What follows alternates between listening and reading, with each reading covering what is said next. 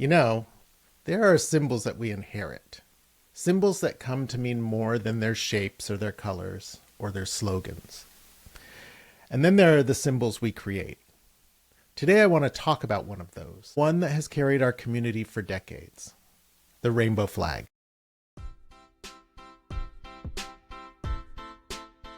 Welcome to Friends, Loves, and Life from a Queer Point of View with me, David Begor.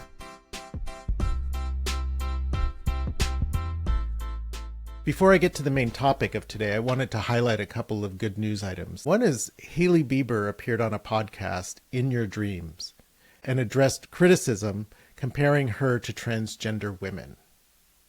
She pushed back against this idea that being called trans is an insult and highlighted the absurdity of such bullying. She considers many trans people to be the most beautiful in the world. And I gotta say, that is the way to shut this ridiculous anti-trans shit down. Call them out and don't give them any energy. Next up, a Florida parent tried to ban a children's book called Out of the Blue by Robert Trigoning, arguing that it promoted the ideology of coming out. The story is a gentle metaphor about a boy who loves the color yellow in a world where everything is blue, symbolizing the experience of embracing one's difference. Despite the challenge, school officials unanimously rejected the claim and kept the book available for students. His book offers kids a beautiful lesson about embracing who they are, even when it feels different. I think this is a good win for authenticity and self-acceptance, and every child deserves to see their story reflected. Stories like this help make schools safer and kinder for everyone. And last, a gay ice cream shop owner in Minneapolis, Jason Fletcher, survived 2 arson attacks, but refused to be intimidated or to hide his identity. He thanked his community for support and emphasized that standing proud is important for all queer businesses. The attacks brought people together for a rally, and Fletcher now sees it as an opportunity to spread peace, love, and visibility. I just want to say thank you, Jason, for your courage and sending a clear message that visibility matters. Okay, let's move on to the main subject of today's episode. We've all seen it. At Pride, in parades, in protests, on backpacks, in classrooms, even on tiny pins that somehow feel huge when you notice them. There's something in that moment of recognition, that quiet spark of comfort, like seeing a friend in a crowd. And that's what I want to unpack today. Not just the flag itself, but the story and the person and the place that gave it life. This is the story of Gilbert Baker and the city of San Francisco, and how together they created a world of language and color. Gilbert Baker was born in 1951 in a small Kansas town, the kind of place where difference is both invisible and impossible to hide. He described himself later as an outsider from the start. He was a queer kid in the 50s, a time and place that offered no roadmap for that kind of truth. His grandmother owned a women's clothing store, and from her and his mother he was exposed to fabrics and sewing. That's the kind of detail I love, right? Because it's so small, and yet it becomes the thread that runs through his life. Later on, he taught himself to sew and to make things, and to turn fabric into meaning. And that ability, that act of creation, became his resistance. By his teens, he knew that he was gay, but he kept it to himself. In Kansas in the 60s, that silence meant survival. Then in 1970, like many young men of his age, on his 19th birthday, Baker was drafted into the Army. He served as a medic, not in Vietnam, but in San Francisco. And that accident of geography altered the course of his life. There he was, a young gay man, freshly drafted, suddenly walking the streets of San Francisco in the early 1970s. This was a city that would become a refuge for Baker. After World War II and Korea, many service members were discharged for being gay and were processed through San Francisco. They were given what were called, at the time, blue discharges, papers that stripped them of their benefits and branded them as outcasts. So many of them stayed. They built bars, bookstores, neighborhoods, networks. They stayed, and by staying, they created something extraordinary. San Francisco became a place that told these men, "You are welcome here." And Baker, fresh out of the army in 1972, also decided to stay. And he dove into that energy, into a city finding its voice through art and activism and visibility. He joined marches, drag shows, protests. He began making banners and costumes, using the skills he'd learned as a kid to help shape a movement.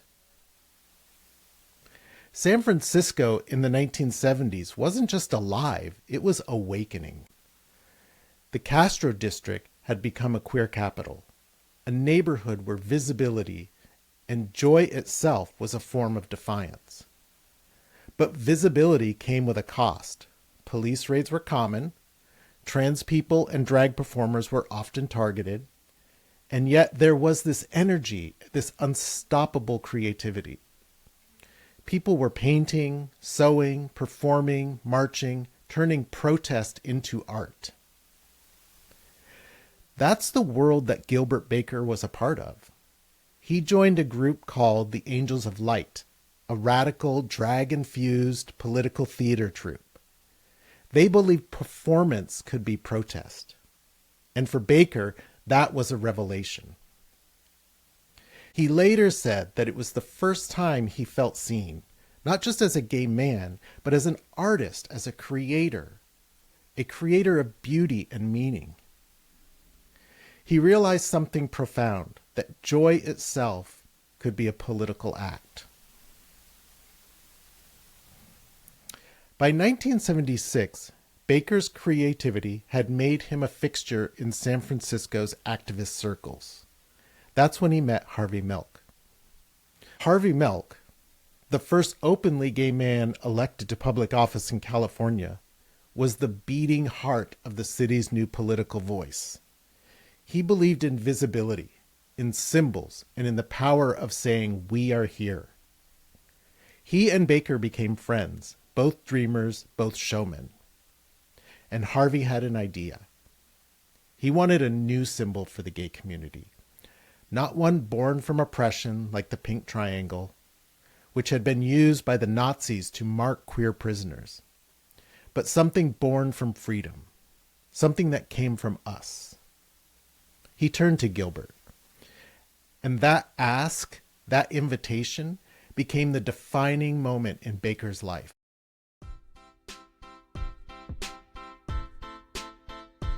Harvey Milk was a friend of mine. He's a very important gay leader in San Francisco in the 70s and carried a really great message about how important it was to be visible, how important it was to come out. And that was the single most important thing that we had. Our job as gay people was to come out, to be visible, to live in the truth, as I said, to get out of the lie.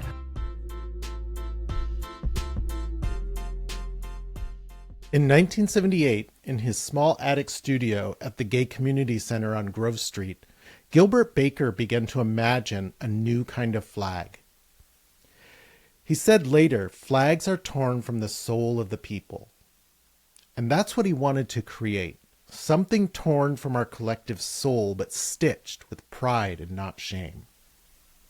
He wanted something that celebrated life.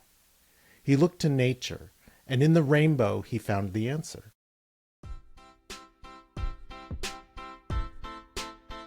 The pink triangle was put on us by the Nazis, rather like the Star of David was used against Jews, and they had a whole code of emblems that they used to oppress people. And we needed something to answer that was from us, that expressed us in a more positive way. And the rainbow was a perfect fit because it expresses our diversity.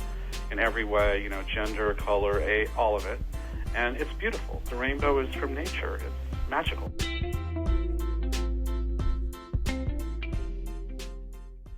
So he and about 30 friends spent weeks hand dyeing and sewing fabric. Turquoise and violet, pink and green, their hands stained with color. They worked through the night. And when it was done, they carried 2 enormous rainbow flags into the 1978 Gay Freedom Day Parade. The flags unfurled in the San Francisco sun, 8 colors rippling across the sky. Pink for sex, red for life, orange for healing, yellow for sunlight, green for nature, turquoise for magic and art, blue for serenity and harmony, violet for spirit. Baker said, "It took my breath away. People looked up and saw themselves. Because the rainbow, that universal, natural, simple image, suddenly belonged to us." But then, just months later, in November of that same year, Harvey Milk and Mayor George Moscone were assassinated. Baker's flag became something deeper. It stopped being just a banner of celebration. It became a banner of remembrance. At candlelight vigils, the rainbow flag waved over the crowds, illuminated by candlelight and grief. And it said, "We are still here." And from that moment forward, it was no longer just a flag. It was a movement.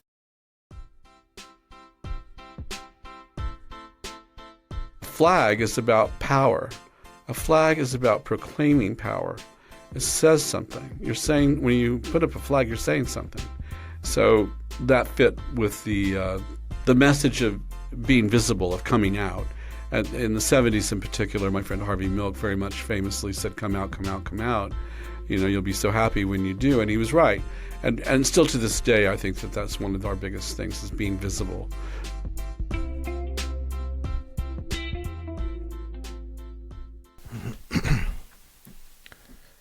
When Harvey Milk was killed, the world didn't just lose a politician, it lost a voice of possibility. But what he stood for did not die with him. It found new life in a flag, rippling across San Francisco. In the months after his assassination, the rainbow flag became a kind of shorthand for grief and defiance. You saw it in windows, in marches, on the arms of people who refused to disappear again. Gilbert Baker's statement, "Flags are torn from the soul of the people." And the soul of our community, the queer community, was done being quiet. As the flag spread, it began to change. The first version had 8 stripes, but the hot pink fabric was hard to find, so the next print run dropped that stripe. Later, when mass production began, turquoise disappeared too, leaving the 6 colors that we know today: red, orange, yellow, green, blue, and violet. Baker refused to trademark it. He believed that the rainbow flag should belong to everyone. He said, "It's for everyone." That simple. He wanted no ownership, no profit, only connection. And keeping it in the public domain is why the rainbow could travel so freely. You can't own love. You can't copyright belonging. By the early 1980s, the queer community was entering one of its darkest decades. The AIDS epidemic swept through cities like San Francisco and New York, taking friends, lovers, entire generations. And yet, through all of that grief, the rainbow flag remained. You saw it in hospital rooms, taped to walls, clutched in candlelight vigils. It became both a weapon and a shield, a way of saying, "We're still here." Baker poured himself into activism. He created massive banners for AIDS marches, giant swaths of color that made grief visible. He said, "The rainbow flag is my replacement for the pink triangle, a symbol of hope rather than horror." That's what art can do. It can transform what hurts into something that heals. In the 1990s, he moved to New York City and continued to sew banners for pride, for remembrance, for joy. He once made a flag 2 miles long for Key West Pride, a literal river of color flowing through the streets. Each project was an act of storytelling, proof that our visibility wasn't a phase, it was a future. Over time, the flag crossed oceans. It flew in front of embassies, schools, churches. It appeared in countries where being queer could still cost you your life. And Baker never let us forget the rainbow was still political. He warned about what he called rainbow capitalism, companies selling the symbol without supporting the people behind it.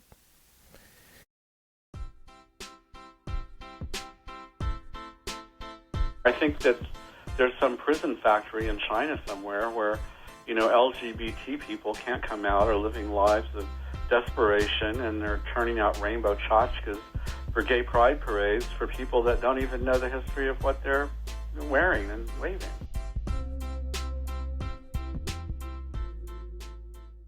He wasn't cynical, he was protective.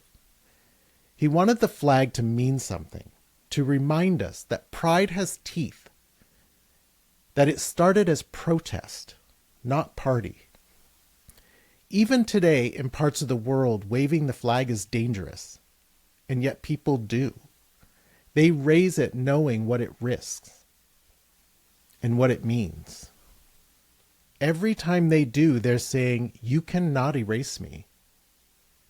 That's the real power of symbol, when it's lifted by courage. Gilbert Baker died on March 31st, 2017. He was 65 years old. But his legacy is everywhere. Every parade, every protest, every classroom window where that small rainbow sticker quietly says, "You're safe here." That's him. That's the echo of his sewing machine. As long as there's color, there's hope. You've heard me say this before. I came out in the early 1980s. Not long after Harvey Milk asked Gilbert Baker to make that first flag. Looking back now, I realize how much I didn't understand then.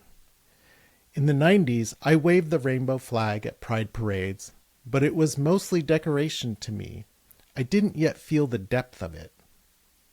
That changed when I became a parent. Because when you're a gay parent, you come out constantly. At schools, soccer games, at parent-teacher meetings. And every time I walked into a classroom and saw a rainbow sticker or a pin on a counselor's lanyard, I felt my shoulders relax and I could breathe. That tiny symbol told me, "You're welcome here." That's what Baker gave us, a language of safety. It's a small gesture like that changes the air around you. And when you're raising a child, that matters. So if you're a parent, especially a queer parent, show your kids that the flag isn't just something we wave, it's something that we live. Pride isn't June. Pride is every day we choose empathy. Pride is every time we make someone feel safe in their own skin. And to queer youth, don't let anyone shrink your place under that rainbow. You belong exactly as you are. Each new person who steps under that flag makes it a little brighter. The rainbow is both defiance and unity. It is a promise that we keep to one another. Our real strength has always been showing up together. The rainbow flag isn't just history, it's alive. Walk through Palm Springs and you will feel it. At the corner of Arenas and Indian Canyon, a massive Gilbert Baker designed flag waves above the Arenas district. Every ripple in that fabric is part of a story still being told. In 2011, Baker received a Lifetime Achievement Award here from Palm Springs Pride. That same year, his flag became the city's official pride flag. He led that parade with a 600-foot rainbow flag, the largest ever flown in the city, a literal wave of color down the street. When you see that flag now, especially during Pride, remember, it's not just decoration, it's living queer history. It's proof of how far we've come and a reminder of how much further we have to go.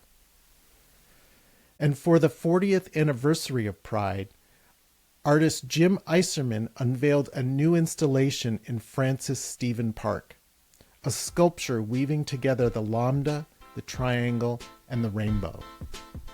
That sculpture is a beautiful reminder of how symbols evolve. Thank you for listening to this episode of A Queer Point of View, Friends, Loves, and Life. You can find me on Substack, YouTube, and Blue Sky, all at David Begor. DM me some questions, send me some ideas, or just say hi. If you have a moment, please leave a review wherever you listen to podcasts. I'm David Begor. Until next time, be bold, be free, and most of all, be you.